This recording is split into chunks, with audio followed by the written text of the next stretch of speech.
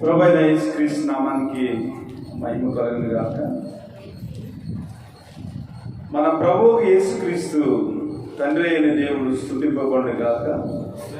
మృతుల్లో నుండి యేసుక్రీస్తు లేచుట వలన జీవముతో కూడిన నిరీక్షణ మనకు కలుగునట్లు, అనగా అక్షయమైనదియు నిర్మలమైనదియు వాడబారదినైన స్వాస్థ్యము మనకు కలుగునట్లు ఆయన తన విశేష కనికరం చొప్పున మనలను మరలా జన్మింపజేసి ప్రార్థన చేసుకుందాం. స్తోత్రము స్తోత్రం మహాగణుడ మహాపరిశుద్ధుడ, మీ పాదాలకు లెక్కలేని స్తుతి స్తోత్రాలు.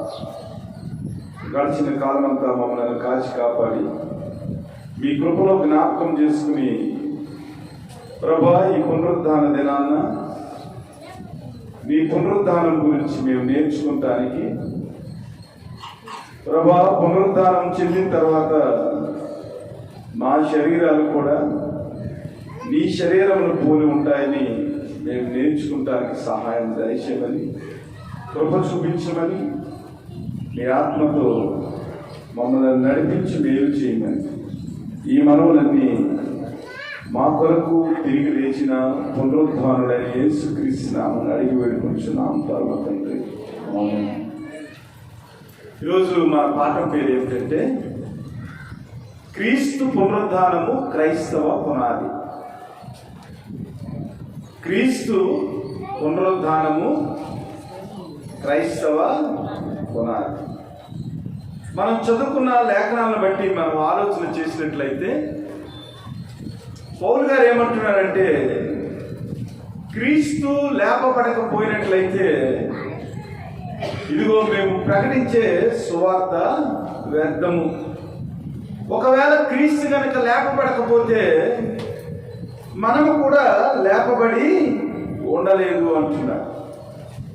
కాబట్టి క్రైస్తవులుగా క్రీస్తుని మనం అంగీకరించడానికి, క్రీస్తులో మన జీవితాలను మనం కట్టుకుంటానికి పునాది ఏంటంటే, ప్రభువైన యేసుక్రీస్తు వారు మృతుల్లో నుంచి తిరిగి లేవటం అనే ఆ ప్రక్రియ ఏదైతే ఉందో, అనగా క్రీస్తు యొక్క పునరుద్ధానం ఏదైతే ఉందో, ఆ క్రీస్తు పునరుద్ధానము మనకు ఒక పునాదిగా ఉంది.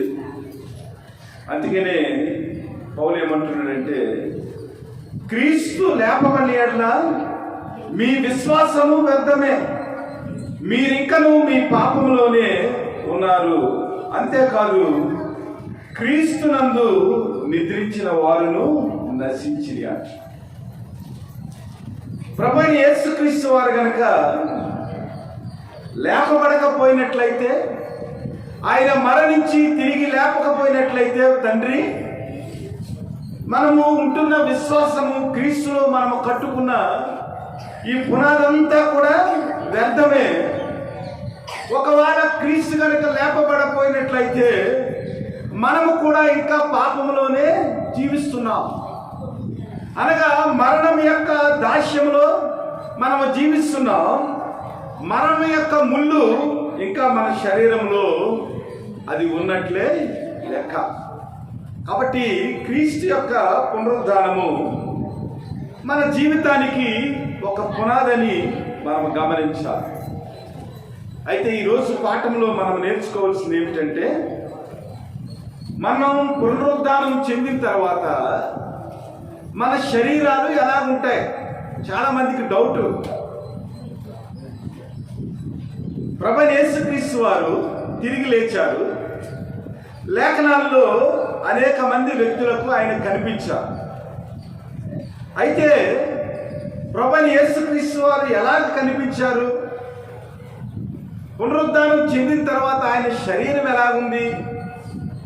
పునరుద్ధానం చెందిన తర్వాత ప్రభువైన యేసుక్రీస్తు వారు భోజనం చేశారు. పునరుద్ధానం చెందిన తర్వాత ఆయన గాయాలు మనకు చూపించారు. ఇవన్నీ కూడా లేఖనాల్లో మనం చదువుకుంటా ఉన్నాం. అయితే క్రీస్తులాగే మనం కూడా ప్రభువైన దేవుడు వచ్చిన తర్వాత దేవుని దగ్గర దాచబడిన మన జీవము క్రీస్తులో మరలా మన శరీరాల్లోకి వచ్చిన తర్వాత మనము కూడా పునరుద్ధానం చెందితే మన శరీరాలు ఎలాగో ఉంటాయి అనే విషయం మీద ఈరోజు మాట్లాడుకుందాం. పునరుద్ధానం గురించి చాలా విషయాలు మాట్లాడుకోవచ్చు. అయితే మనకు ఈరోజు క్రీస్తులో ఉన్న పునరుద్ధానం వల్ల మన జీవితంలో జరిగిన ప్రక్రియ ఏమిటి, మనము కూడా క్రీస్తులో పునరుద్ధానం చెందిన తర్వాత క్రీస్తులాగా మనం ఎలాగా అగపడతాం, అసలు పునరుద్ధానాలు ఎన్ని రకాలు అనే విషయాన్ని గురించి మనం ఆలోచన చేద్దాం. మొట్టమొదటిగా క్రీస్తు యొక్క పునరుద్ధానం గురించి మనం లేఖనాల్లో చదువుకున్నాం, అనేక సార్లు మనం ధ్యానించాం. అయితే పునరుద్ధానంలో ఉన్న విషయాలను గురించి, పునరుద్ధానం మనం ఎలాగ చెందుతాము, అసలు ఏ విషయంలో మనము క్రీస్తులో మనం పోలి ఉంటాము అనే విషయాల గురించి మనం ధ్యానం చేద్దాం. యోహాను సువార్త 5వ అధ్యాయము 20 నుంచి 28, 29 వచనాలు. యోహాను సువార్త 5వ అధ్యాయము. దీనికి ఆశ్చర్యపడకుడి, ఒక కాలము వచ్చుచున్నది, ఆ కాలమున సమాధుల్లో ఉన్న వారందరూ ఆయన శబ్దం విని మేలు చేసిన వారు జీవ పునరుద్ధానమునకును, కీడు చేసిన వారు తీర్పు పునరుద్ధానమునకును బయటికి వచ్చేదరు. ఆలోచన చేద్దాం. ఒకనొక కాలం వస్తుందంట. ఆ కాలం వచ్చినప్పుడు సమాధుల్లో ఉన్న వారందరూ కూడా యేసుక్రీస్తు యొక్క శబ్దాన్ని విని మేలు చేసిన వారు జీవ పునరుద్ధానమునకును, కీడు చేసిన వారు తీర్పు పునరుద్ధానమునకును బయటకు వచ్చేదరు. ఇక్కడ 2 రకాల పునరుద్ధానాల గురించి మనం చూస్తున్నాం.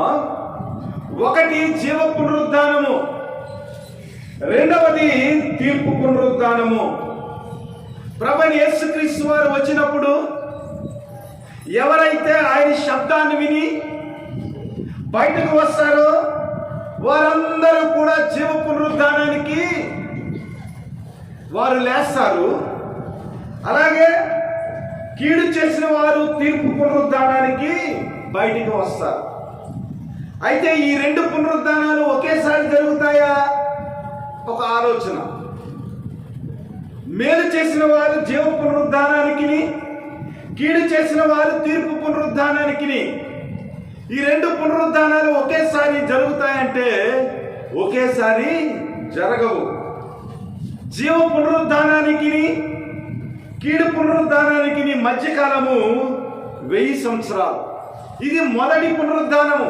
అనగా జీవ పునరుద్ధానము ప్రభువైన యేసుక్రీస్తు యొక్క ఆ శబ్దాన్ని విని ఆయన బోరతోనూ వేవేల మంది దూతలతోనూ ఆయన వచ్చినప్పుడు, మహార్పాటంతో వచ్చినప్పుడు మేలు చేసిన వారందరూ కూడా జీవ పునరుద్ధానానికి లేపబడతారు.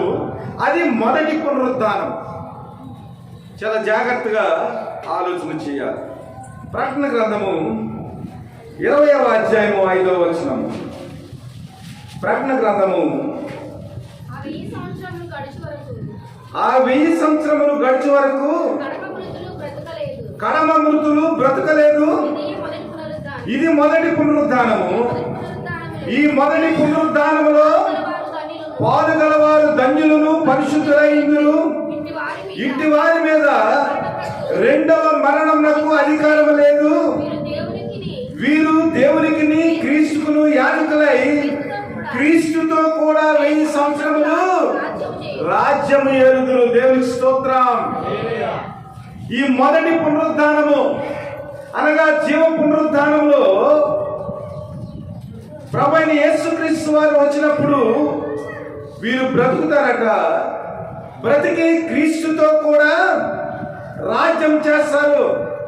1000 సంవత్సరాలు క్రీస్తుతో కూడా మొదటి పునరుద్ధానంలో అనగా జీవ పునరుద్ధానంలో బ్రతికిన వారందరూ కూడా వీరేం చేస్తారంటే ప్రభు యొక్క 1000 ఏళ్ల పరిపాలనలో వారు పాలుభాగస్తులై ఉంటారు.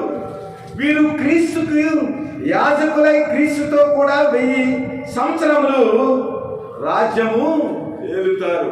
అనగా క్రీస్తు యొక్క పరిచారకులుగా, దేవునికిని క్రీస్తుకుని యాజకులుగా ఈ మొదటి పునరుద్ధానములో అనగా జీవ పునరుద్ధానములో ఎవరైతే లేస్తారో వారందరూ కూడా క్రీస్తుతో పాటు 1000 ఏళ్ళు రాజ్యము ఏలుతారు. దీన్ని మిలీనియం అంటారు. Millennium Kingdom of Christ. ఈ 1000 ఏళ్ల పరిపాలనలో క్రీస్తు ఏలుతాడు. నిజమైన రాజుగా, ఏ విధమైన మోసం లేకుండా, ఏ విధమైన పాపం లేకుండా ఈ రాజ్యంలో పరిశుద్ధులందరూ కూడా క్రీస్తు యొక్క రాజ్యం కింద 1000 సంవత్సరాలు చాలా అద్భుతమైన పాలన జరుగుతుంది. ఈ లోకంలో ఉన్న రాజ్యాల గురించి ఆలోచన చేసినప్పుడు ప్రతి రాజ్యంలోనూ కూడా ఏదో ఒక లోపం కనబడుతుంది.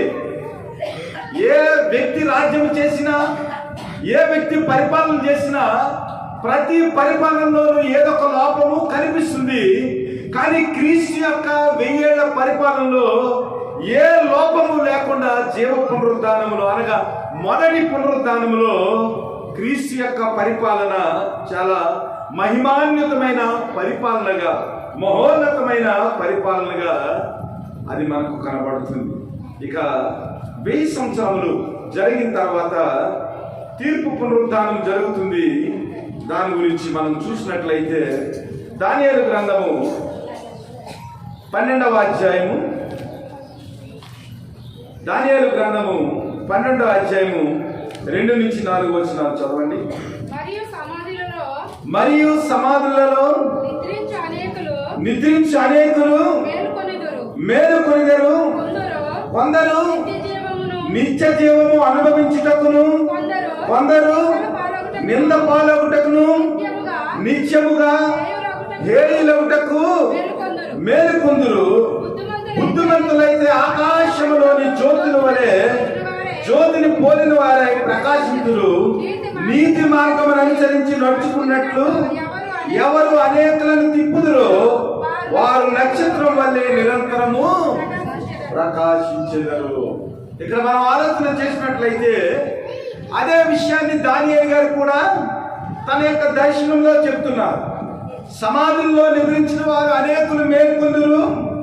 మరియు సమాధుల్లో ఉన్న వ్యక్తుల్లో కొంతమంది అయితే బుద్ధిమంతుల్లాగా అనగా 1000 సంవత్సరాల పాలనలో ఆకాశ మండలంలోని జ్యోతులను పోలిన వారై ప్రకాశిస్తారు. క్రీస్తుకి యాజకులుగా, దేవుని యొక్క దాసులుగా వారు రాజ్యాన్ని ఏలుతారు. ఆ తర్వాత 1000 ఏళ్ల పరిపాలన జరిగిన తర్వాత కొందరు లేస్తారు. వారు నింద పాలవుటకు, నిత్యము హేయులవుటకు వారు మేలుకొందురు అంటున్నారు. ఇది 2వ పునరుద్ధానము, తీర్పు పునరుద్ధానము. అలాగే 2వ మరణానికి ఇది ఖచ్చితంగా జరిగే విషయాలని మనం జ్ఞాపకం చేసుకోవాలి. ప్రకటన గ్రంథంలో ఇందాక మనం చదువుకున్నప్పుడు 20వ అధ్యాయంలోనే కొన్ని విషయాలు ఉన్నాయి. ఇది 2వ మరణానికి సంబంధించిన లేఖన భాగము. ప్రకటన గ్రంథము 20వ అధ్యాయము 12 నుంచి చదవండి. మరియు గొప్పవారేమి, కొద్దివారేమి, మృదులైన వారందరూ ఆ సింహాసనం ఎదుట నిలబడి ఉండుట చూసి తిని, అప్పుడు గ్రంథములు విప్పబడెను. మరియు జీవ గ్రంథమును వేరొక గ్రంథము విప్పబడెను. ఆ గ్రంథముల యందు రాయబడి ఉన్న వాటిని బట్టి తమ తమ క్రియలు చొప్పున మృతులు తీర్పు నొందిరి.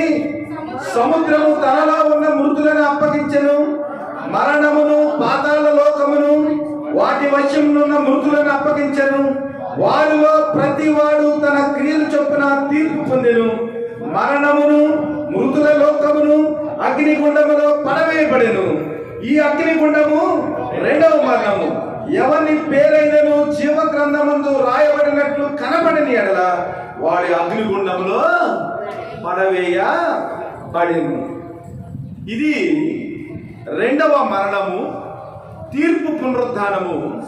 ఈ తీర్పు పునరుద్ధానములో ప్రభువైన యేసుక్రీస్తు వారు ధవళ సింహాసనం మీద ఆయన కొదమ సింహం వలె ఆయన కూర్చుని ఉంటాడు.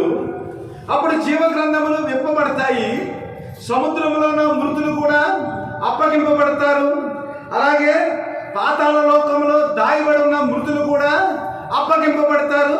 అప్పగింపబడిన వీరందరూ కూడా దేవుని యొక్క ధవళ సింహాసన తీర్పుకి వారు నిల్చుని ఉంటారు. అయితే జీవ గ్రంథంలో ఎవరి పేర్లైతే రాయబడి ఉండలేదో వారందరూ కూడా తీర్పు పునరుద్ధానంలోనికి, అనగా 1000 ఏళ్ల పరిపాలన జరిగిన తర్వాత ప్రభు అయిన యేసుక్రీస్తు వారు ధవళ సింహాసనం మీద ఆయన రాజుగా ఆసీనుడై ఉంటాడు. అప్పుడు మృతులందరూ కూడా అప్పగింపబడతారు.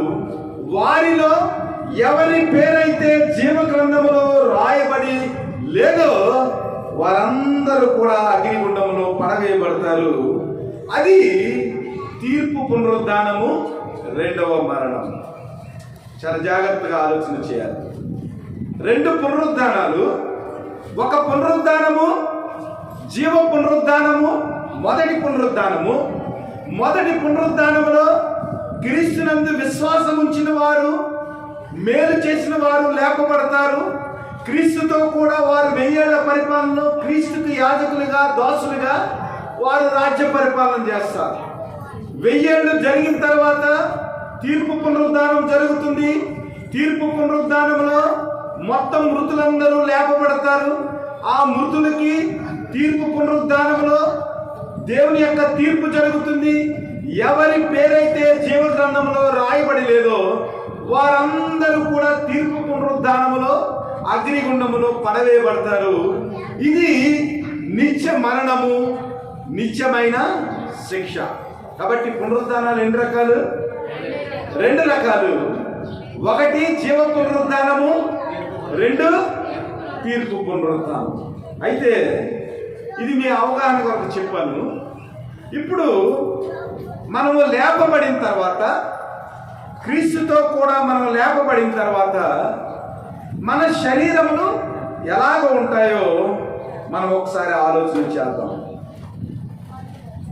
మనం చదువుకున్న లేఖన భాగాల్లో కొరింథీయులకు రాసిన మొదటి పత్రిక 15వ అధ్యాయము మనం చదువుకున్నాం.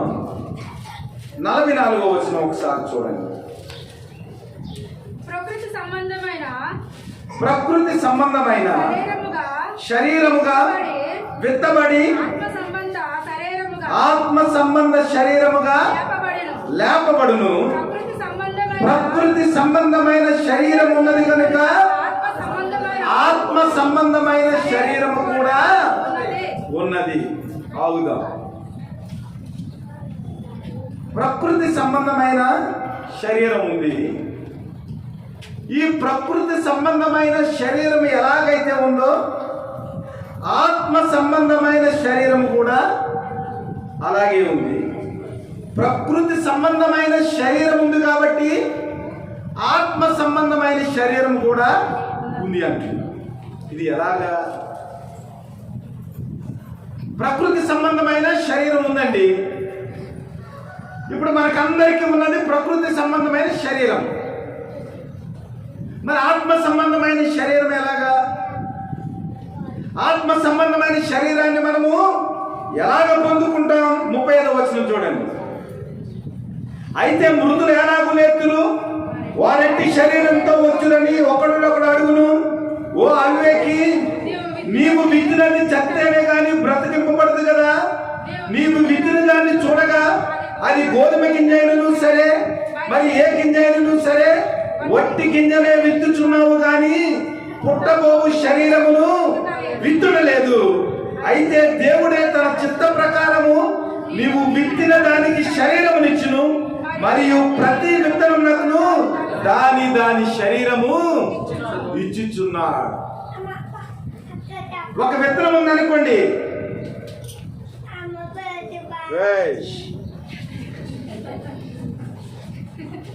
ఒక విత్తనం ఉందనుకోండి, ఆ విత్తనాన్ని మనం విత్తుతూ ఉంటాం. విత్తినప్పుడు ఏమవుతుందంటే ఆ విత్తనం భూమిలో చీకిపోతుంది. చీకిపోయిన తర్వాత చనిపోయిన విత్తనం నుంచి మనకి ఏమొస్తుంది? మరలా మొలకొస్తుంది, మొక్కరాదు. ఏమొస్తుంది? మొలక వస్తుంది. ఆ మొలక వచ్చినప్పుడు మనకు ఏ విధమైన విత్తనము ఏ విధమైన జాతికి సంబంధించిందో దాని రూపురేఖలు కొంతవరకు తెలుస్తాయి. ఆ విత్తనము పెద్ద అయిన తర్వాత ఏమవుతుందంటే ఆకులను బట్టి మనకు 90% అది ఏ చెట్టుకు సంబంధించిందో మనకు అర్థమైపోతుంది. ఆ తర్వాత కాయలు వచ్చిన తర్వాత అది నిజమైన విత్తనం ఏదైతే విత్తామో ఆ విత్తనానికి తగ్గ రూపాన్ని ఆ కాయలో మనము చూస్తాం. అలాగే మనము కూడా చనిపోయిన వ్యక్తులుగా ఉన్న మనము కూడా ఒక విత్తనము, ప్రకృతి సంబంధమైన విత్తనం ఎలాగైతే విత్తబడి శరీరాన్ని ధరించుకుంటాదో అలాగే మనము కూడా ప్రకృతి సంబంధమైన శరీరముగా విత్తబడిన వారము, అలాగే సమాధిలో పెట్టబడిన వారము. ప్రభువైన యేసుక్రీస్తు వచ్చిన తర్వాత ఏమవుతుందంటే ఆయన పోలికలో మనము కూడా లేపబడతాం. దీని అర్థం చేసుకోవాలి. విత్తనం విత్తేటప్పుడు ఆ విత్తనంలో ఆకులు ఉంటాయా? విత్తనం విత్తినప్పుడు విత్తనంలో మనకు కాయ కనిపిస్తుందా? ఆకుతో పాటు మనకు కాండము, రెమ్మలు అన్నీ కనిపిస్తాయా? మనకు ఏమీ కనిపించవు. కానీ విత్తనము మొలకెత్తిన తర్వాత కాండం వస్తుంది, రెమ్మలు వస్తాయి, పువ్వులు వస్తాయి, అలాగే ఫలాలు కూడా వస్తాయి. కానీ విత్తనము విత్తబడినప్పుడు ఆ విత్తనములో మనము కాయలు చూడలేము, ఫలాలు చూడలేము, ఆకులు చూడలేము, కాండాన్ని కూడా మనము చూడలేము. అయితే ఇదంతా ఎలా జరుగుతుంది అంటే దేవుని యొక్క మహిమను బట్టి ఏం చేస్తాడంటే దేవుడే దాని యొక్క శరీరాన్ని దానికి ఇస్తాడు. ఇక్కడ మనం చూసినట్లయితే దేవుడే తన చిత్త ప్రకారము నీ విత్తిన దానికి శరీరమునిచ్చును, మరియు ప్రతి విత్తనమునకును దాని దాని శరీరమును ఇచ్చుచున్నాడు. అలాగే ప్రకృతి సంబంధమైన మనము భూమిలో పాతి పెట్టబడి దేవుడు ఇచ్చిన ఆ శరీరాన్ని బట్టి ఆయన చిత్త ప్రకారము మనం ఏమై ఉన్నామో దాన్ని బట్టి ఏం చేస్తాడంటే ఆత్మ సంబంధమైన శరీరాన్ని దేవుడు ఇస్తాడు. ఇది అర్థమైందని నేను అనుకుంటున్నాను. ప్రకృతి సంబంధమైన శరీరముగా విత్తబడి ఆత్మ సంబంధమైన శరీరముగా లేపబడును. ప్రకృతి సంబంధమైన శరీరం ఉన్నది కనుక ఆత్మ సంబంధమైన శరీరము కూడా ఉంది. అంటే మనం పునరుద్ధానం చెందిన తర్వాత ఏ శరీరంలో ఉంటాం? ఆత్మ సంబంధమైన శరీరంలో ఉంటాం. ఈ లోకములో ప్రకృతి సంబంధమైన శరీరాన్ని ధరించుకున్నాం. ప్రభు అయిన యేసుక్రీస్తు యొక్క రక్తంలో కడుగబడి మనం ఏం చేస్తున్నామంటే దేవుని యొక్క విత్తనముగా భూమిలో నాటబడతాం. ఈ భూమిలో నాటబడిన ఈ శరీరానికి దేవుడు తన చిత్తానుసారముగా ఆత్మ సంబంధమైన శరీరాన్ని మనకు దయచేస్తాడు. కాబట్టి మొట్టమొదటిగా మనం పునరుద్ధానం చెందిన తర్వాత దేవుడు మనకిచ్చే ఆ శరీరం ఏమిటంటే ఆత్మ సంబంధమైన శరీరం. రెండోది చూద్దాం, పాఠం పెద్దది కాబట్టి. వ్యక్తిగత ఆత్మలకు సరిపోయిన శరీరాలు దేవుడు మనకిస్తాడు. వ్యక్తిగత ఆత్మలకు సరిపోయిన శరీరాలు దేవుడు మనకిస్తాడు. 39వ వచనం చూడండి. మనుష్య మాంసము వేరు, మృగ మాంసము వేరు, పక్షి మాంసము వేరు, చేప మాంసము వేరు, మరియు ఆకాశ వస్తు రూపములు కలవు, భూవస్తు రూపములు కలవు. ఆకాశ వస్తు రూపముల మహిమ వేరు, భూవస్తు రూపముల మహిమ వేరు, సూర్యుని మహిమ వేరు, చంద్రుని మహిమ వేరు, నక్షత్రముల మహిమ వేరు. మహిమను బట్టి ఒక నక్షత్రమునకును మరొక నక్షత్రమునకును భేదము కలదు కదా. మృతుల పునరుద్ధానము అలాగే. ఆలోచన చేయండి. మనం ఏమనుకుంటామంటే నిజంగా మనం చచ్చిపోయినప్పుడు మన శరీరమే మనకు వస్తుందా లేదా ఏదైనా వేరే శరీరం వస్తుందని మనం అనుకుంటాం. పౌలు గారు దేవుని యొక్క ఆత్మ చేత ఎంత గొప్పగా రచించాడంటే ఆయన వ్యక్తిగత ఆత్మలకు సరిపోయిన శరీరాలు మన జీవితంలో మనం పొందుకుంటాం. అనగా ఎవరి శరీరాన్ని వారే మనము సంతరించుకుంటాం. దానికి ఉదాహరణ చెప్పాడు. ఆకాశంలో నక్షత్రాలను చూడండి. ఒక నక్షత్రం యొక్క మహిమ వేరు, మరొక నక్షత్రం యొక్క మహిమ వేరు. చంద్రుని యొక్క వెలుగు వేరు, సూర్యుని యొక్క వెలుగు వేరు. అలాగే ఈ లోకంలో భూ వస్తువులను మనం చూసినట్లయితే పిచ్చుక వేరు, కొంగ వేరు, పులి వేరు, సింహం వేరు. దేని శరీరము దానికి ఉంది. అలాగే ప్రభువైన యేసుక్రీస్తు వారు మనలను జీవ పునరుద్ధానంలో లేపిన తర్వాత మన శరీరాలకు సరిపడిన ఆత్మలను మనం ఏం చేస్తామంటే పొందుకుంటాం. మన బాడీ వేరు, అలాగే మైండ్ వేరు, స్పిరిట్ వేరు కాదు. దేవుని యొక్క సంకల్పం ఏమిటో మీరు అర్థం చేసుకోవాలి. అనాదికాల సంకల్పంలోనే నేను నిన్ను సృజించితిని, నా అరిచేతులతో నేను నిన్ను సృష్టించుకోండి అంటున్నాడు దేవుడు. ఆయన అరిచేతుల్లో మనం చెక్కుకున్నాడు. ప్రతి వ్యక్తికి కూడా ఆ వ్యక్తి యొక్క రూపాన్ని, ఆ వ్యక్తి యొక్క గుణ లక్షణాలను దేవుడు తన మహిమలో తన అరిచేతిలో చెక్కి ఉంచాడు. కాబట్టి ఏ మనిషి కూడా ఇంకొక మనిషిని పోలి ఉండలేడు. సైన్స్ ప్రకారం మనం చూసినట్లయితే ఒక వ్యక్తికి ఉన్న వేలిముద్ర ప్రపంచంలో ఏ వ్యక్తికి కూడా ఉండదు. అనగా మన వ్యక్తిగతమైన ఐడెంటిటీ ఏదైతే ఉందో అది మనకు వస్తుంది. సూర్యుడు వేరు, చంద్రుడు వేరు, భూలోకంలో ఉన్న పక్షులు వేరు, అలాగే జంతువులు వేరు. అలాగే మన జీవితంలో కూడా మనము ప్రభువైన యేసుక్రీస్తు వచ్చినప్పుడు లేపబడినప్పుడు ఎలాగైతే మనం ఈ భూలోకంలో మనము నివసించామో, ఏ రూపాన్ని అయితే దేవుడు మనకిచ్చి ఈ భూలోకంలో మనం జీవించేదానికి కృప చూపించాడో అదే రూపంలో మన వ్యక్తిగత ఆత్మలకు సరిపోయిన రూపాన్ని దేవుడు మనకు ఇస్తాడు. పరలోకంలో కూడా పాలరాజు పాలరాజే, అలాగే మీరు మీరే. ఆలోచన చేయండి. దీని గురించి రూపాంతర కొండ మీద ప్రభువైన యేసుక్రీస్తు వారు ప్రార్థన చేస్తున్నారు. సిలువకు అప్పగించబడే రాత్రి. ఆ సమయంలో ఆయన ప్రార్థన చేసినప్పుడు మోషేను ఏలియాలు వచ్చారు. ప్రభువైన యేసుక్రీస్తుకు ముందు ఎప్పుడు చనిపోయాడు? 1600 సంవత్సరాలకు ముందే మోషే, అలాగే 1200 సంవత్సరాలకు ముందే ఏలియా, వీరందరూ చనిపోయారు. కానీ రూపాంతర కొండ మీద ప్రభువైన యేసుక్రీస్తుని కలిసినప్పుడు మరి పేతురు గారు, అక్కడ ఉన్న యోహాను, యాకోబు మోషే గారిని అలాగే ఏలియా గారిని ఎలా గుర్తుపెట్టారనుకుంటారు?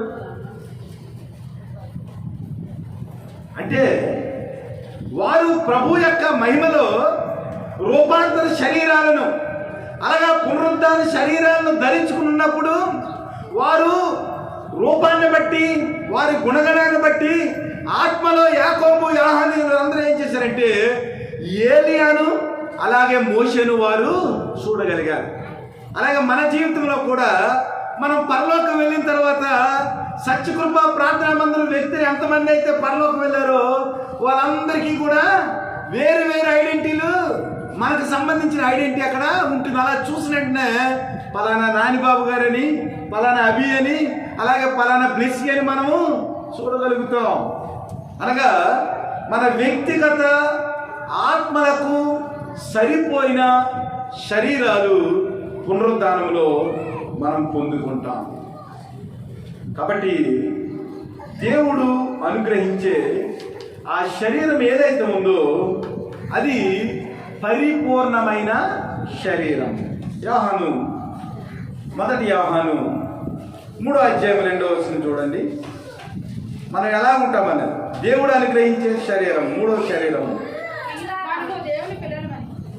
మనము దేవుని పిల్లలమని పిలువబడినట్లు తండ్రి మనకు ఎట్టి ప్రేమ అనుగ్రహించును చూడుడి. మనము దేవుని పిల్లలమే. ఈ హేతువు చేత లోకము మనలను ఎరుగదు. ఎలా ఎరుగా? అది ఆయనను ఎరగలేదు. ప్రియులారా, ఇప్పుడు మనము దేవుని పిల్లలమై ఉన్నాము. మనమిక ఏమవుదమో అది ఇంకా ప్రత్యక్షపరచబడలేదు, కానీ ఆయన ప్రత్యక్షమైనప్పుడు ఆయన ఉన్నట్లుగానే ఆయనను చూతుము కనుక ఆయనను పోలి ఉందుమని ఎరుగుదుము. దేవుని స్తోత్రం. ఇప్పుడు మనకేం అర్థమవుతుంది లేదు. ప్రభువైన యేసుక్రీస్తు వారు వచ్చినప్పుడు ఆ జీవ పునరుద్ధానంలో ప్రభువైన యేసుక్రీస్తు వారు ఎలాగైతే పునరుద్ధానం చెందినప్పుడు ఆయన శరీరం ఎలాగుందో ఆయన పోలినట్లుగానే మనము కూడా ఆయన చూస్తాము. మనము కూడా క్రీస్తు యొక్క స్వరూపంలోనికి మనము కూడా మార్చబడతాం.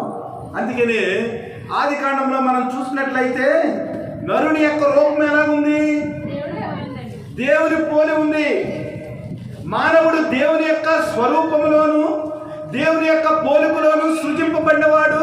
అలాగే పునరుద్ధానం చెందిన తర్వాత ప్రభువైన యేసుక్రీస్తు మన జీవితాలకు ప్రత్యక్షమైనప్పుడు ఎలాగైతే ఆది కాండంలో మనుష్యుడు దేవుని పోలిన వ్యక్తిగా దేవుని యొక్క స్వరూపాన్ని సంతరించుకున్న వ్యక్తిగా ఏదైనా వనములో పాపము చేయకముందు పరిశుద్ధుడుగా మొదటి ఆదాము ఎలాగైతే ఉన్నాడో అలాగే కడపటి ఆదాము ప్రత్యక్షమైనప్పుడు ఆ కడపటి ఆదాము యొక్క పోలిక చొప్పున మనము కూడా క్రీస్తును పోలి మనము నడుచుకుంటాం. ఇది దేవుడు మనకిచ్చే పరిపూర్ణమైన శరీరం.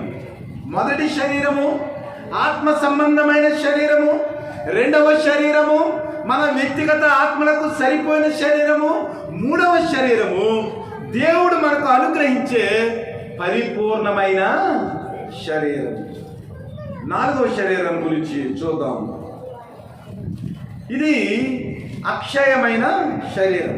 ఒకే శరీరము, ఈ ఒకే శరీరంలో ఇన్ని గుణగణాలు, ఇన్ని లక్షణాలు మనం కలిగి ఉంటాం. 53వ వచనం, మొదటి కొరింథీ 15:53 వచనం. క్షయమైన ఈ శరీరము అక్షయతను ధరించుకోవలసినది, మర్త్యమైన ఈ శరీరము అమర్త్యతను ధరించుకోవలసి ఉన్నది. ఈ క్షయమైనది అక్షయతను ధరించుకున్నప్పుడు, ఈ మత్స్యమైనది అమర్త్యతను ధరించుకున్నప్పుడు విజయమందు మరణము మృంగివేయబడినది వ్రాయబడిన వాక్యము నెరవేరునంటున్నాడు. ఆలోచన చేయండి. ఈ శరీరము, ఇప్పుడున్న శరీరము క్షయమైపోయే శరీరం. ఎప్పటికైనా ఇది క్షయమైపోద్ది, క్షీణించిపోతుంది. అయితే ఈ క్షీణించిపోయే శరీరం ఏదైతే ఉందో అదేమవుతుంది? అక్షయతను ధరించుకుంటుంది. అనగా ఎప్పటికీ కూడా ఈ శరీరము కృషించదు. ఇప్పుడు మనం ఉన్నాం అనుకోండి, భోజనం చేస్తే బలంగా ఉంటాం, మంచి ప్రోటీన్ ఫుడ్ మనం తీసుకున్నాం అనుకోండి, కండలు పెరుగుతాయి.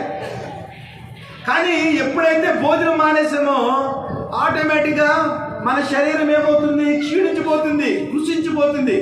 కానీ పునరుద్ధానం చెందిన తర్వాత ఈ అక్షయమైన శరీరం ఏదైతే ఉందో ఈ అక్షయమైన శరీరంలో క్షీణించడం కానీ, కృషించడం కానీ, బలహీనపడటం కానీ ఏమి కూడా జరగదు. ఎందుకంటే ఈ మర్త్యమైన శరీరము అమర్త్యతను సంతరించుకుంటుంది. అనగా ఎప్పటికీ సరిపోని శరీరాలుగా, ఎప్పటికీ చీకిపోని శరీరాలుగా, ఎప్పటికీ కుళ్ళిపోని శరీరాలుగా మన శరీరాలు తయారవుతాయి.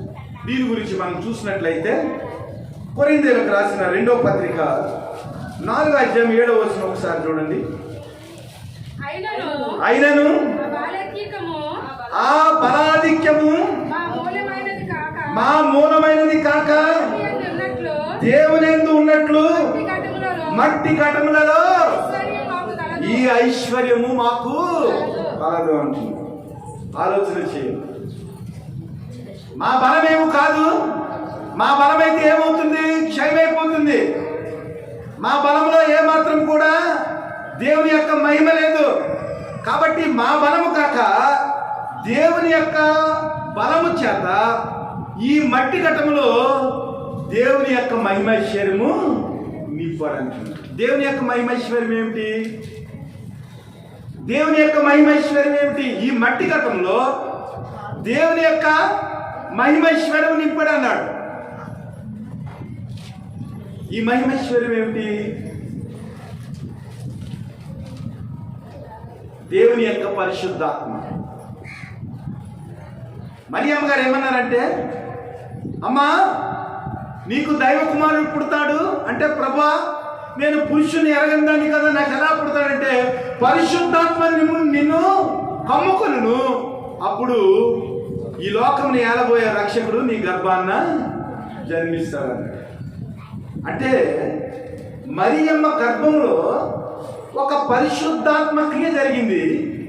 ఆ పరిశుద్ధాత్మ క్రియ వలన మరియమ్మ గారి మట్టి ఘటం వలె ఉన్నారు. ఆ మట్టి ఘటములో దేవుని యొక్క మహిమైశ్వర్యము పోయబడింది. దేవుని యొక్క మహిమైశ్వర్యము పోయబడటం వల్ల రక్షకుడైన యేసుక్రీస్తు లోకానికి వచ్చాడు. అలాగే మన యొక్క ఈ మట్టి ఘటంలో దేవుని యొక్క పరిశుద్ధాత్మ శక్తి నింపబడటం వల్ల ఏమవుతుందంటే మనము కూడా ఎన్నటికీ నశించిపోని అక్షయమైన శరీరాన్ని మనము పొందుకుంటాం. దీని గురించే ఇంకొక మాట చూడండి. ఫిలిప్పీలకు రాసిన పత్రిక 3వ అధ్యాయం 21వ వచనం చూడండి. సమస్తమును తనకు లోపర్చుకొన జాలిన శక్తిని బట్టి ఆయన మన దీన శరీరమును తన మహిమ గల శరీరమునకు సమరూపము గలదానిగా మార్చును. దేవుని స్తోత్రం. ఇప్పుడు అర్థమైందా?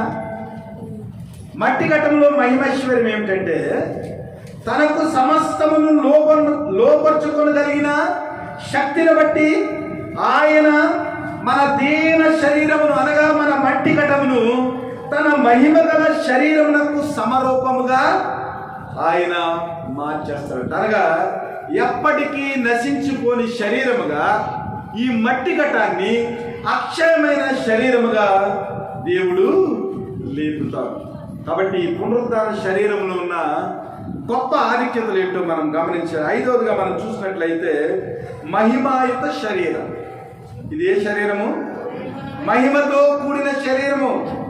ఇప్పుడైతే అందరూ అంతటా పాపము చేసి దేవుడు అనుగ్రహించిన మహిమను పొందలేకపోతున్నారు. ఒకప్పుడు ఏదైనా వనంలో దేవుడిచ్చిన శరీరము మహిమాయుత శరీరము. అయితే పాపం చేసిన తర్వాత మన శరీరంలో ఏమైంది? దేవుని యొక్క మహిమ పోయింది. మన పాపాన్ని బట్టి, మన స్థితిని బట్టి దేవుని యొక్క మహిమ పోయింది.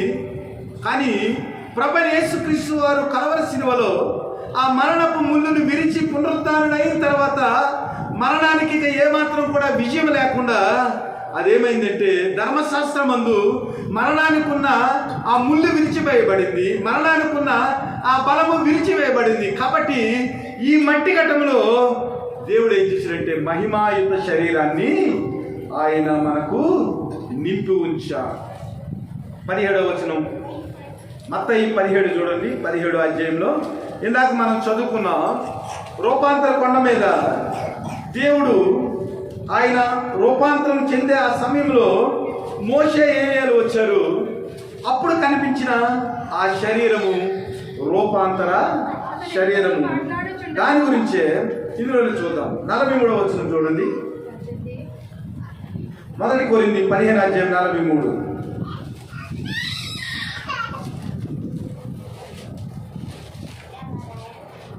ఘనహీనమైనదిగా విత్తబడి మహిమ గలదిగా లేపబడును. బలహీనమైనదిగా విత్తబడి బలమైనదిగా లేపబడు. బలహీనమైనదిగా విత్తబడుతుంది. అసలు విత్తనం ఎంత ఉంటుందండి? రావి చెట్టు విత్తనం ఎంత ఉంటుందండి? అసలు చిన్న విత్తనం. అది రావి చెట్టు విత్తనాన్ని కనుక మనం చూసినట్లయితే చిన్న విత్తనము, చాలా బలహీనమైన విత్తనం. కానీ రావి చెట్టు పెరిగిన తర్వాత ఎంత ఉంటుంది? అది చాలా బలంగా ఉంటుంది. అలాగే మన శరీరాలు కూడా చాలా బలహీనమైన విత్తనాలుగా విత్తబడతాయి. నిజంగా చనిపోయినప్పుడు ఎవడైనా పెద్ద బాడీ బిల్డర్లా ఉంటాడండి 90 ఏళ్ళలో. మనం టెర్మినేటర్ సినిమా మనకు తెలుసు కదా, నెగ్గర్ గారు. ఒక 20 సంవత్సరాల క్రితం అతను బాడీ ఫిట్నెస్ చూడండి, ఇప్పుడు 76 సంవత్సరాలు అంటే ఎలా ఉన్నాడో చూడండి. చనిపోయే సమయానికి ఎలా ఉంటాడో చూడండి. ఏ వ్యక్తి కూడా చనిపోయే సమయానికి ఎలా ఉంటాడో చాలా బలహీనంగా ఉంటాడు. కానీ ఈ బలహీనముగా ఘనహీనముగా నిజంగా ఒక 10 ఏళ్ళు కుర్రోడు ఉన్నట్లు 80 సంవత్సరాలు నాటి శరీరం ఉంటుందండి. ఇప్పుడు 6 ఏళ్ళు పిల్లలు మనకున్నారు, షారోను, ఈ నైనిక, నిహారిక, ఇలా వీళ్ళందరూ ఉన్నారు చిన్నపిల్లలు. వీళ్ళ శరీరం ఎలా ఉంటుంది, మాస్టర్ గారి శరీరం ఎలా ఉంటుంది, నా శరీరం ఎలా ఉంటుంది, చాలా డిఫరెన్స్ ఉంది కదా. కానీ ప్రభువైన యేసుక్రీస్తు యొక్క పునరుద్ధానంలో జరిగిన ఒక గొప్ప అంశం ఏమిటంటే, ఘనహీనముగా ఉన్న శరీరము, బలహీనముగా ఉన్న శరీరము అది రూపాంతరం చెందిన తర్వాత మహిమాయుత శరీరముగా, అనగా పసిపిల్ల దేహం వలె మన శరీరాలు నిగనిగలాడుతూ ఉంటాయి. ఇది కేవలము ప్రభువైన యేసుక్రీస్తు మన జీవితంలో ఇచ్చిన బలాన్ని బట్టి, ప్రభువైన యేసుక్రీస్తు మన జీవితంలో ఇచ్చిన ఆ గొప్ప మహిమను బట్టి మన శరీరం ఎలా ఉంటుందంటే మహిమాన్వితమైన శరీరం. అనగా మోషే దేవుని దగ్గరికి వెళ్ళినప్పుడు, ఆజ్ఞల గురించి పలకలట్టుకుని వెళ్ళినప్పుడు సీనాయి పర్వతం మీద మోషే దిగి వస్తూ ఉంటే, ఆ పలకలు తీసుకుని దిగి వస్తూ ఉంటే దేవుని యొక్క మహిమ చేత 40 రోజులు దేవునితో గడిపిన ఆ మోషే యొక్క ముఖ వశస్సుని ఇశ్రాయేలు చూడలేకపోయారు. మోషే కొండ మీద దిగి వస్తుంటే వాళ్ళు ఏం చేశారంటే ముసుగు వేసుకున్నారట. అంత గొప్ప మహిమాన్వితమైన శరీరాన్ని దేవుడితో గడిపిన తర్వాత మోషే సంతరించుకున్నాడు. అలాగే రూపాంతర కొండ మీద ప్రభువైన యేసుక్రీస్తుతో మోషే ఏలియాలో మాట్లాడిన తర్వాత ప్రభువైన యేసుక్రీస్తు యొక్క ఆ రూపాంతర శరీరాన్ని ఆ కొండ మీదకి వెళ్ళిన శిష్యులు చూడలేకపోయారు. అలాగే మన జీవితంలో కూడా ప్రభువైన యేసుక్రీస్తు మనకిచ్చే ఆ శరీరము చాలా బలమైనదిగా, అలాగే మహిమాన్వితమైన శరీరముగా మనకి దేవుడు పునరుద్ధానంలో శరీరాన్ని దయచేస్తాడు. ఆరోజుగా చూసినట్లయితే శక్తివంతమైన శరీరం. ఏ శరీరం ఇది? శక్తివంతమైన శరీరం. ఇప్పుడు మన శరీరం ఉందనుకోండి, ఈ గోడ నుంచి వెళ్ళిపోవాలంటే వెళ్ళిపోతుందా? మనం తలుపులు వేసేసాం అనుకోండి, ఈ తలుపుల్లో నుంచి తాళం వేసి ఉండగా మన శరీరం బయటికి వెళ్ళిపోతుందా? వెళ్ళదు. కానీ పునరుద్ధానం చెందిన శరీరం ఎలా ఉంటుందంటే, తలుపులు వేసేసిన, గోడలు వేసేసిన ఏమవుతుందంటే ఈ శరీరము ఆ గోడల్లోంచి బయటికి వెళ్ళిపోగలదు. అలాగే ఎప్పుడైతే అప్పుడు కనిపించగలదు, ఎప్పుడైతే అప్పుడు అది మాయమవగలదు. దీనికి ఉదాహరణ మనం చూసామనుకోండి, నేను చెప్పేస్తాను, ఎందుకంటే చూస్తూ ఉంటుంటే ఎక్కువ టైం అవుతుంది. అపోస్తలుల కార్యంలో పౌలు శీలలు ఏం చేశారంటే బంధింపబడ్డారు. బంధింపబడిన తర్వాత తలుపులు వేసినట్టే ఉన్నాయి. కానీ శిష్యులు వీళ్ళందరూ ఏం చేశారు? పౌలు శీలలందరూ బయటకు వచ్చేసారు. అక్కడ అధికారులు చూసి భయపడిపోయారు. ఏంటి, తలుపులు వేసినట్లే ఉన్నాయి, తాళాలు వేసినట్లే ఉన్నాయి, కానీ పౌలు శీలలు అక్కడికి వెళ్ళి సమాజ మందిరంలోకి వెళ్ళి వారు దేవుని యొక్క సువార్తను దాడుతున్నారేంటి? ఇదిగో పేతురు మనం బంధించాం కదా, యాకోబుని చంపేసిన తర్వాత పేతురుని సరసాల్లో బంధించారు. దేవదూత వచ్చి ఏం చేసిందంటే పేతురుని సరసాల నుంచి విడిపించి మరలా దేవుని యొక్క ప్రేమను బట్టి తమ యొక్క ప్రజలతో కలుసుకునేదానికి పౌలు పేతురు గారు విడిపింపబడ్డారు. అప్పుడు ఒక చిన్నపిల్ల చూసి పేతురు వచ్చాడంటే వాళ్ళందరూ ఆశ్చర్యపడి, ఏంటి సరసాల్లో ఉన్నాడు కదా పేతురు ఎలా వచ్చాడంటే, నిజమే వచ్చాడంట. ఆ పిల్ల చూసేటప్పటికి నిజంగా పేతురు గారు వచ్చారు. తెల్లవారు లేచి చూస్తే వేసిన తాళాలు వేసినట్లే ఉన్నాయి, కానీ పేతురు గారు వచ్చి ప్రసంగం చెప్తున్నారు. ఇది ఎలా జరిగింది? మహిమ శరీరం, అన్లిమిటెడ్ బాడీ, ఎక్కడికి పడితే అక్కడికి అది వెళ్ళిపోగలదు. మనం లేఖనాల్లో చూసినట్లయితే ప్రభువైన యేసుక్రీస్తు వారు తలుపులు మూసి ఉండగా ఆయన వచ్చేసాడు. వచ్చేసి శిష్యులతో మాట్లాడుతూ ఉన్నాడు, ఇదిగో మీకు సమాధానము కలుగును గాక. ఏంటి, ప్రభు ఎలా వచ్చాడు? అలాగే అమ్మాయి మార్గంలో శిష్యులు మాట్లాడుతూ ఉన్నప్పుడు ప్రభువైన యేసుక్రీస్తు వారు వారితో మాట్లాడుతూ ఉన్నారు. మాట్లాడుతూ ఉన్నప్పుడు అలాగ మాట్లాడి మాట్లాడి ఒకేసారి ఆయన అదృశ్యమైపోయాడు. మరలా గలలైకి వెళ్ళి చూసినప్పటికీ గలలైలో ప్రభువైన యేసుక్రీస్తు వారు మాట్లాడుతూ ఉన్నారు. అంటే మనం కూడా ప్రభువైన యేసుక్రీస్తు వారి యొక్క పునరుద్ధాన శక్తి మన జీవితాల్లో నింపబడిన తర్వాత, మనం జీవ పునరుద్ధానంకి వెళ్ళిన తర్వాత ఏమవుతుందంటే మన శరీరాలు శక్తివంతమైన శరీరాలుగా మన శరీరాలు కనబడతాయి. కొన్ని వచనాలు చూద్దాం. యోబు రాసిన గ్రంథము 14వ అధ్యాయం 14 చూడండి.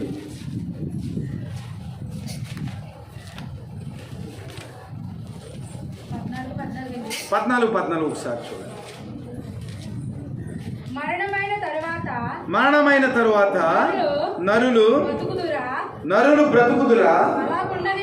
అలాగుండని ఎడల నాకు విడుదల కలుగు వరకు నా యుద్ధ దినములన్నీ నేను కనిపెట్టి ఇందును. అలాగుండని ఎడల నీవు పిలిచెదవు, నేను నీకు ప్రత్యుత్తరము ఇచ్చేదని అంటున్నాడు. ఆలోచన చేయండి, ప్రభు ఏం మాట్లాడుతున్నాడంటే యోబు గారి ద్వారా, మరణమైన తర్వాత నరులు బ్రతుకుదురా? అలాగుండిన నాకు విడుదల కలుగు వరకు నా యుద్ధ దినములన్నీ నేను కనిపెట్టుకున్నందును. అలాగుండిన నీవు పిలిచెదవు, నేను నీకు ప్రత్యుత్తరం ఇచ్చేదరు. ఇక సస్పెక్టేషన్ అన్నమాట. యోబు పునరుద్ధానం గురించి, ప్రభువా మరణమైన తర్వాత బ్రతుకుతారా ఏంటి నా పరిస్థితి, నీవు నన్ను పిలుస్తావా, నేను శక్తివంతమైన శరీరంతో వస్తానా అని తనలో తాను ప్రశ్నించుకుంటున్నాడు. 19వ అధ్యాయం యోబు గ్రంథము 19వ అధ్యాయము 26వ వచనం చూడండి.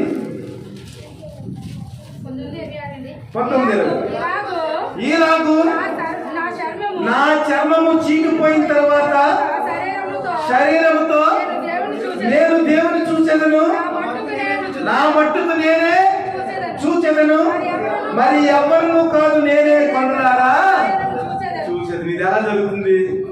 అక్కడ ఏమన్నాడు, ప్రభువా మరణమైన తర్వాత నరులు బ్రతుకుతారా ప్రభువా, అసలు నువ్వు నన్ను పిలుస్తావా ప్రభువా, నేను ఎలా లేస్తాను ప్రభు అన్నాడు.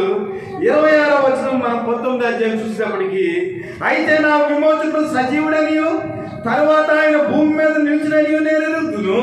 ఈలాగు నా చర్మము చీకిపోయిన తర్వాత శరీరముతో నేను దేవుని చూసేదను, నా మట్టుకు నేనే చూసేదను, మరి ఎవరిను కాదు నేనే కన్నులారా ఆయనను చూసేదను. అక్కడ ప్రశ్న వేసుకున్నాడు, ఇక్కడేమో దేవుడు జవాబిచ్చాడు. ఇంకోటి చూద్దాం. లూకా శుభవార్త రోమాపత్రిక చూడండి, 8వ అధ్యాయము 21 నుంచి 23 చూడండి. క్లియర్గా మీకు అర్థమవుతుంది. రోమాపత్రిక 21 నుంచి 23.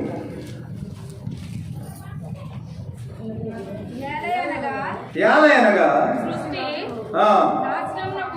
సృష్టి నాశనమునకు లోనైనప్పుడు దాస్యములో నుండి విడిపింపబడి దేవుని పిల్లలు పొందబోవు మహిమగల స్వాతంత్రము పొందునను నిరీక్షణ గలదై స్వేచ్ఛగా కాక దానిని లోపరిచిన దాని మూలముగా వ్యర్థపరచబడెను. సృష్టి యావత్తు ఇది వరకు ఏకగ్రీవముగా మూలుగుచు ప్రసవ వేదన పడుచున్నదని ఎరుగుదుము.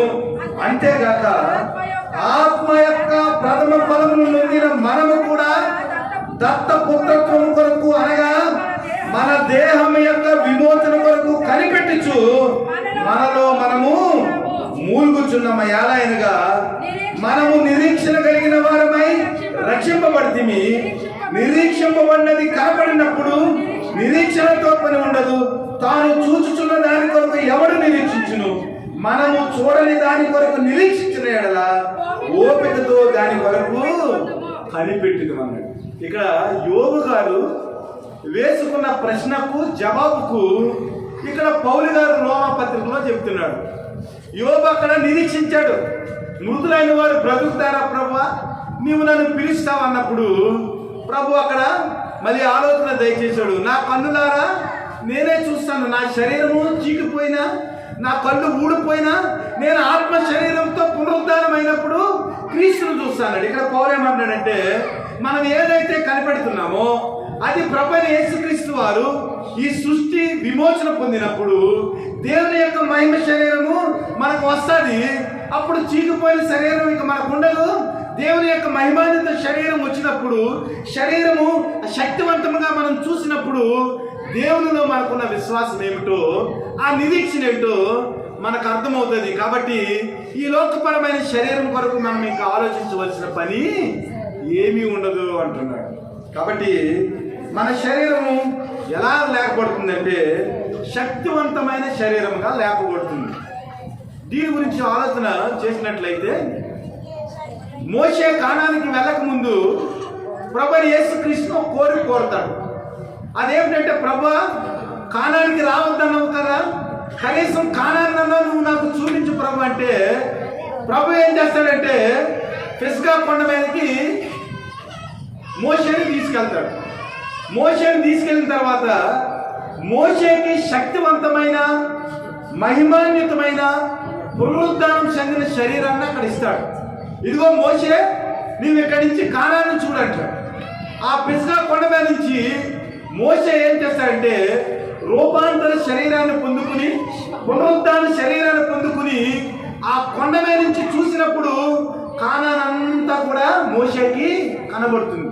ఇది ఎలాగ జరిగిందంటే, అక్కడ మోషేకి దేవుడు ఏం చేశాడంటే పునరుద్ధాన శరీరాన్ని, శక్తివంతమైన శరీరాన్ని, అన్లిమిటెడ్ బాడీని ఇచ్చాడు. అందువల్ల ఏం చేశాడంటే ఆ రూపాంతర శరీరంతో, శక్తివంతమైన శరీరంతో మోషే మొత్తం కానాన్ అంతా కూడా వితిన్ సెకండ్స్లో, చాలా తక్కువ సమయంలో కానాన్ని రూపాంతర శరీరంతో ఆయన చూసి వచ్చేసాడు. కాబట్టి మనము పునరుద్ధానం అయిన తర్వాత మన శరీరము రూపాంతరమైన శరీరము, అది శక్తివంతమైన శరీరము, అన్లిమిటెడ్ శరీరము. కాబట్టి దానికి అవధులు లేకుండా అది ఎక్కడ పడితే అక్కడ ప్రత్యక్షం అవ్వగలదు, ఎలాగ పడితే అలాగా శక్తివంతమైన శరీరం. కాబట్టి ఎక్కడికైనా సెకండ్లో అది వెళ్ళిపోగలదు. మరి పరలోకం నుంచి మోషే, ఏలియాలు ఎలా వచ్చారండి? ఆలోచన చేయాలి. కాబట్టి పునరుద్ధానం చెందిన ఆ శరీరము శక్తివంతమైన శరీరముగా మనం చూస్తూ ఉంటాం. అన్నిటికీ మించి ఇందాక మనం చెప్పేసుకున్నాం, గుర్తించగల శరీరం. అనగా పునరుద్ధానం చెందిన తర్వాత ఎవరు ఎలాగున్నారో అలాగే మనము వారిని చూడగలుగుతాం. ఏ విధమైన కన్ఫ్యూజను ఉండదు. ప్రభువైన యేసుక్రీస్తు వారు తిరిగి లేచిన తర్వాత ఆయనను చూసి వారు గుర్తుపట్టారు. ఆయన వారితో సాంగత్యం చేశాడు, భోజనం చేశాడు, అలాగే వారికి రొట్టె విరిచాడు. రొట్టె విరిచినప్పుడు వారందరూ ప్రభువైన యేసుక్రీస్తుని గమనించగలిగారు. పేతురు గారు సముద్రంలో వల వేస్తున్నారు. వల వేస్తుంటే ప్రభువైన యేసుక్రీస్తు వారు ఏం చేశారంటే ఒడ్డుని నిలబడ్డారు.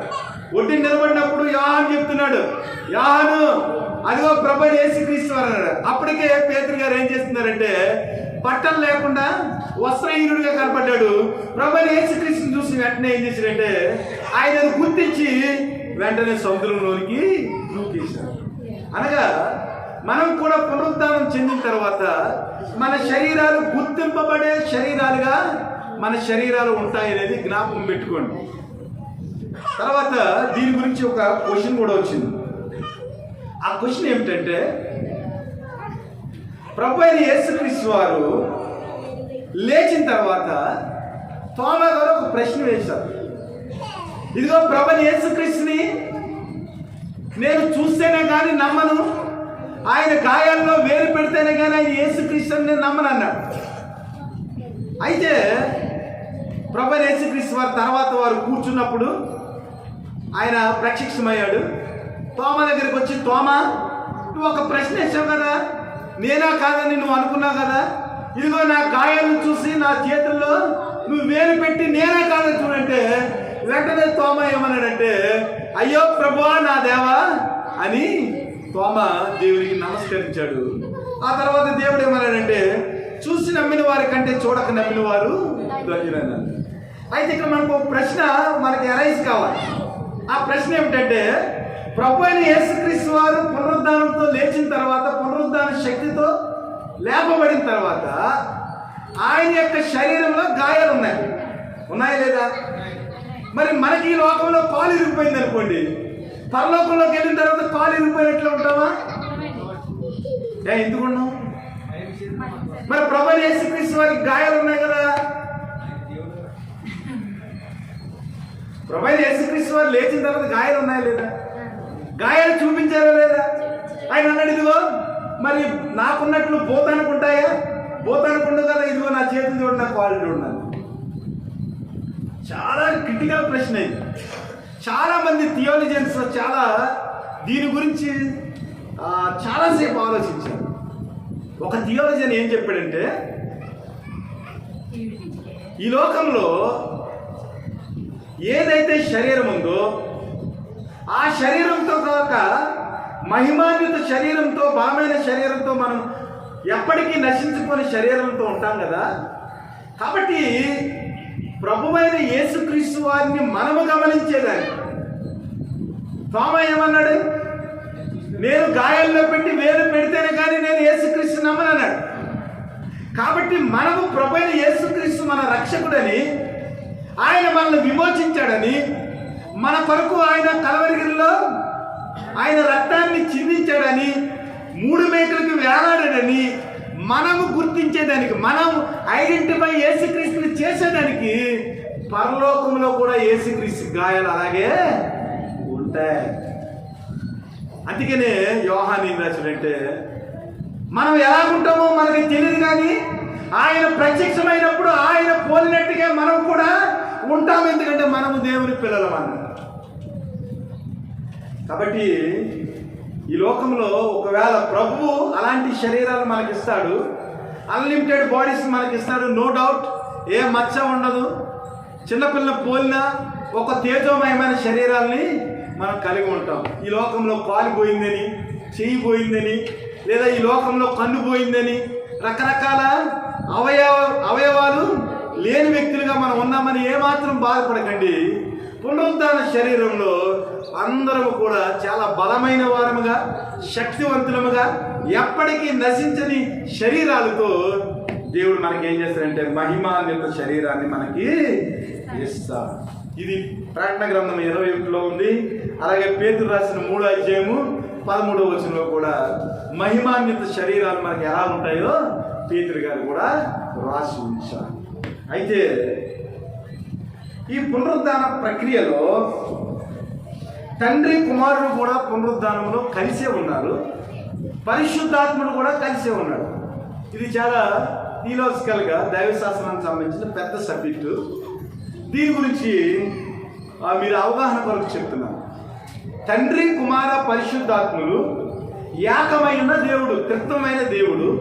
ఈ పునరుద్ధాన ప్రక్రియలో తండ్రి కుమారునితో ఉన్నాడు, అలాగే తండ్రి కుమారునితో కలిసి పరిశుద్ధాత్మ కూడా ఈ పునరుద్ధాన ప్రక్రియలో ఉన్నారు. ఇది బేసిక్ పాయింట్. దీని గురించి తర్వాత ఎప్పుడైనా మనం చూద్దాం, ఎందుకంటే ఇది అయిపోయింది. అయితే ఈ అంచెదినమున పునరుద్ధాన శరీరముతో ఎవరు లేపబడతారు?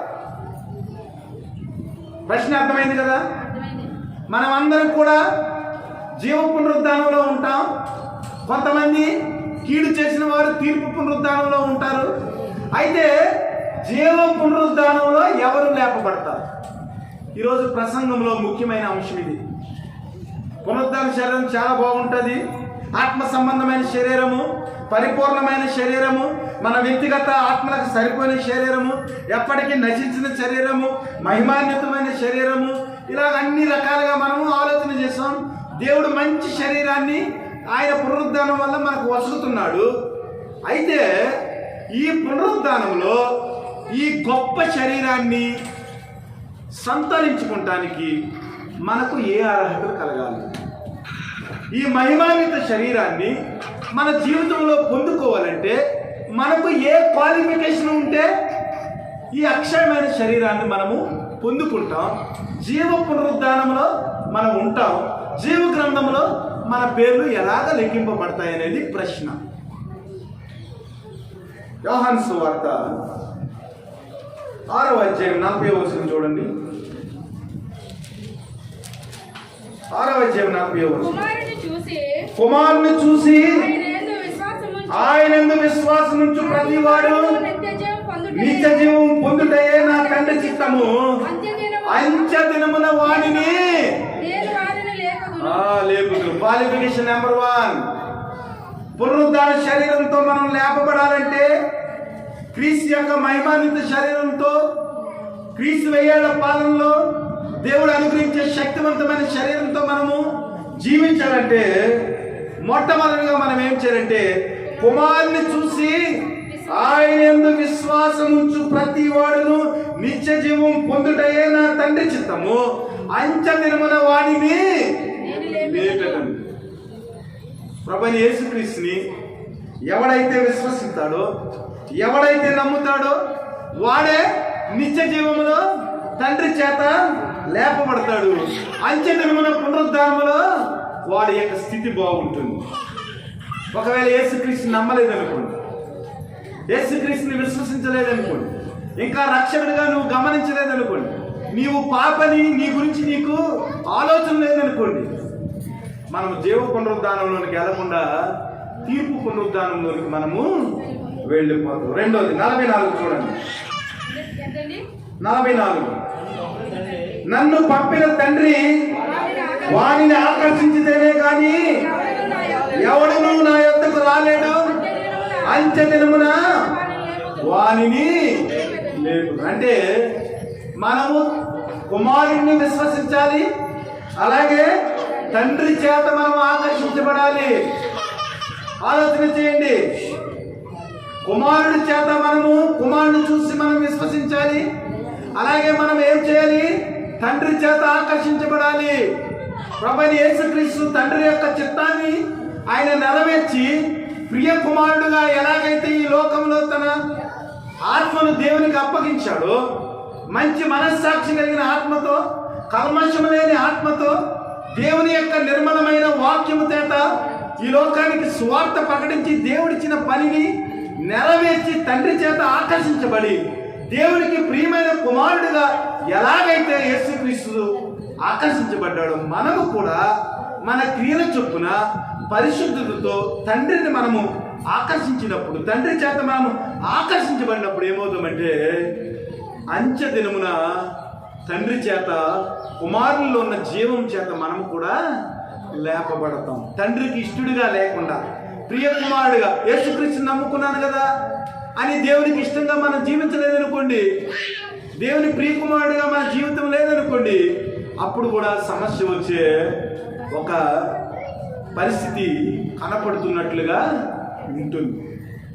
ఇంకా ఫైనల్గా మనం చూసినట్లయితే 54వ వచనం. నా శరీరము తిని నా రక్తము తాగువాడే నిత్య జీవం గలవాడు. అంత్య దినమున వానిని లేపుదును. అంటే ఓలీ కమ్యూనియన్, దేవుని యొక్క శరీర రక్త మాంసాల్లో ఎవరైతే పాలిభాగస్తులు అవుతారో వారు నిత్య జీవం కావాలి. ఎందుకంటే దేవుని యొక్క శరీరము వాడిలో వ్యక్తపడుతుంది, దేవుని యొక్క ఆత్మ వాడిలో వ్యక్తపడుతుంది. కాబట్టి వాడు అంత్య దినమన్న లేపబడతాడు. ఒకవేళ దేవుని యొక్క శరీర రక్త మాంసాల్లో కనుక మన పాలిభాగస్తులు లేవు అనుకోండి, ఆటోమేటిక్గా మనము తీర్పు పునరుద్ధానానికి వెళ్ళిపోతాం. కాబట్టి దేవుని యొక్క రక్తములో శరీరములో అనునిత్యము కూడా మనము పాలిభాగస్తులుగా ఉండాలి. అట్టివారు జీవ పునరుద్ధానంలో మహిమ శరీరంతో లేపబడతారు. ఇక్కడికి పాఠం అయిపోయింది. అయితే ఇందులో కొంత ముఖ్యమైన విషయం ఉంటుంది. అదేమిటంటే క్రీస్తు యొక్క పునరుద్ధానం వల్ల మన పునరుజ్జన్మ ఏదైతే ఉందో అది నిర్ధారణ చేయబడింది. క్రీస్తు యొక్క పునరుద్ధానం వల్ల మన పునరుజ్జన్మ ఏదైతే ఉందో, పునరుజ్జన్మ అంటే మళ్ళీ పుట్టం కాదు, సమాధుల్లో ఉన్నవారు లేపబట్టం, రీజనరేషన్. అదేమైందంటే యేసుక్రీస్తు యొక్క పునరుద్ధానం వల్ల అది మన జీవితంలో ఇన్ష్యూర్ చేయబడింది, అంటే బీమా చేయబడింది. యేసుక్రీస్తు పునరుద్ధానం ఉంటేనే మన పునరుద్ధానం. యేసుక్రీస్తు లేపబడిన వల్ల మనము కూడా లేపబడిన వారం కామన్నాడు. కాబట్టి యేసుక్రీస్తు పునరుద్ధానంలో మన పునరుద్ధానం కూడా ఇన్ష్యూర్ చేయబడింది. ఇది మొదటిది. రెండోది ఏమిటంటే యేసుక్రీస్తు యొక్క పునరుద్ధాన మూలముగా మనము పరిశుద్ధపరచబడ్డాం, నీతిమంతులుగా తీర్చబడ్డాం. అందువల్లే యేసుక్రీస్తు రక్తంలో ఉన్న ఆ మహిమ వల్ల, యేసుక్రీస్తు శరీరంలో ఉన్న ఆ మహిమ వల్ల మనం ఏమయ్యామంటే నీతిమంతులుగా తీర్చబడ్డాం, దేవుని కుమారులుగా తీర్చబడ్డాం. ఈ తీర్చబడిన మనము క్రీస్తు పునరుద్ధానం వల్ల మనం కూడా దేవుని కుమారులుగా లేపబడతాం. ఇది రెండో పాయింట్. మూడో పాయింట్ ఏంటంటే యేసుక్రీస్తులాగే మనం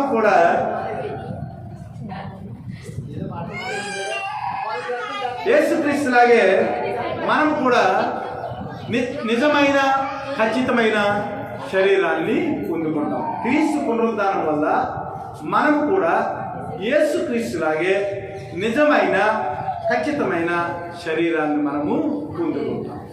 ఈ మూడు పాయింట్లు కూడా జ్ఞాపకం చేసుకో. ఇది డాక్టర్నల్ సిగ్నిఫికెన్స్ అన్నమాట. యేసు పునరుద్ధానం వల్ల మనము నీతిమంతులుగా తీర్చబడ్డాం.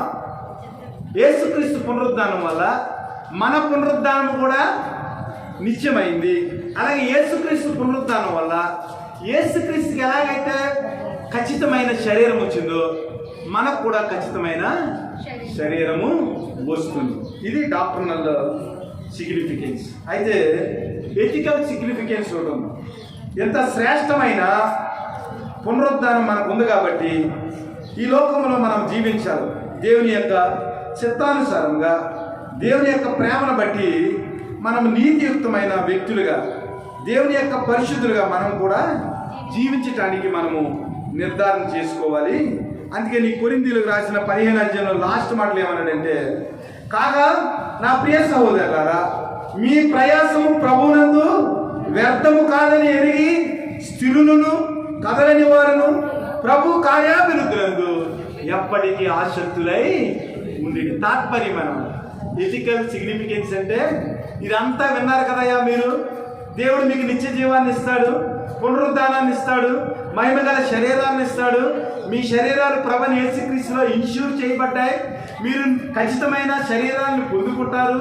ప్రభు మిమ్మల్ని నీతిమంతులుగా తీర్చాడు. కాబట్టి ప్రభువునందు మీ ప్రయాస వ్యర్థం కాదని ఎరిగి స్థిరులను కదలని వారును ప్రభు కార్యాభివృద్ధులందు ఎప్పటికీ ఆసక్తులై ఉండడి. ఈ పునరుద్ధానం వల్ల ప్రభు కోరుకున్నది ఏంటంటే మన జీవితంలో ఎంత విషయం ఉంది. కాబట్టి క్రీస్తు యొక్క పునరుద్ధానంలో ఈ లోకం గురించి మీరు ఆలోచించకుండా ఆయన ప్రభువునందు ఖచ్చితమైన జీవితాన్ని జీవించి ప్రభు విశ్వాసంలో మీరు కదలని వారుగా ఉండి స్థిరులుగా ఉండి ప్రభు కార్యాభివృద్ధిని ఎప్పుడు కూడా ఆసక్తులై ఉండండి. ఎందుకంటే నిత్య పరలోకము, నిత్య ఆశీర్వాదము, నిత్య శరీరము, పరిపూర్ణమైన ఆ గొప్ప శరీరం దేవుడు మీకు ఇచ్చాడు. కాబట్టి దేవునిలో విశ్వాసం కలిగి దేవుని కృపలో మీరు బలవంతులుగా ఉండండి అని ప్రభువు ఒక అభ్యర్థన మనకి ఇచ్చాడు. ఒక అభ్యర్థన పౌలు ద్వారా మన జీవితాలకు ఆయనకి ఇచ్చాడు. కాబట్టి దేవుని బిడ్డలారా, మనం జీవ పునరుద్ధానానికి అర్హులమా లేదా తీర్పు పునరుద్ధానానికి అర్హులమా అనేది మనం జ్ఞాపకం చేసుకుని క్రీస్తు యొక్క ప్రేమలో ఎప్పటికీ స్థిరులుగా కదలని వారిగా క్రీస్తు కార్యాభివృద్ధులందు ఆసక్తులుగా ఉండాలనేది దేవుని యొక్క ఆలోచన. అట్టి కృప దేవుడు మీకు అనుగ్రహించి ఆయన కృపలో నిత్యము మిమ్మల్ని నడిపించి ఆయన పునరుద్ధానాన్ని మీకు ఇచ్చి ఆ జీవ పునరుద్ధానంలో మీరు పాలుభాగస్తులయ్యేదానికి దేవుని యొక్క కృప ఎల్లప్పుడూ మీకు తోడుగా ఉండును గాక. ఆమేన్.